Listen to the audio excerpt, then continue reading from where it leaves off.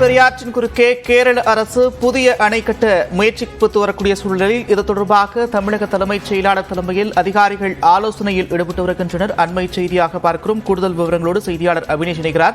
அபினேஷ், விவரங்கள்.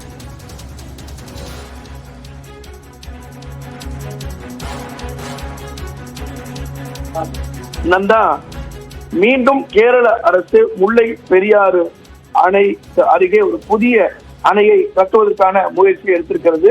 நேற்று இது தொடர்பான செய்தியை நாம் வெளியிட்டிருந்தோம். குறிப்பாக முல்லை பெரியாறு அணைக்கு அருகே மீண்டும் ஒரு அணை கட்டுவதற்கான சுற்றுச்சூழல் தாக்க அறிக்கை தயார் செய்வதற்கான அந்த ஆய்வு எல்லைகளை வழங்குவதற்கு வேண்டி மத்திய அரசின் சுற்றுச்சூழல் துறைக்கு விண்ணப்பித்திருந்தது கேரள அரசு. இந்த விண்ணப்பமானது வரும் மே மாதம் 28 பரிசீலனைக்கு எடுத்துக்கொள்ளக்கூடிய நிலையில தலைமைச் செயலாளர் சிவதாஸ் மீனாவுடன் நீர்வளத்துறை செயலாளர் சந்தீப் சக்சேனா தற்போது ஆலோசனை ஈடுபட்டு வருகிறார்.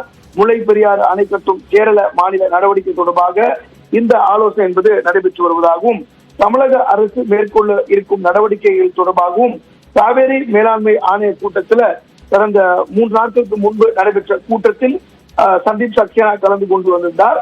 இந்த நிலையில காவேரி மேலாண்மை ஆணைய கூட்டத்தில் டெல்லியில் என்ன பேச்சுவார்த்தை நடத்தப்பட்டது, அதில் தமிழ்நாடு அரசு சார்பாக வைக்கப்பட்ட கோரிக்கைகள் குறித்தும் இந்த ஆலோசனையில விரிவாக ஆலோசிக்க இருக்கிறாங்க.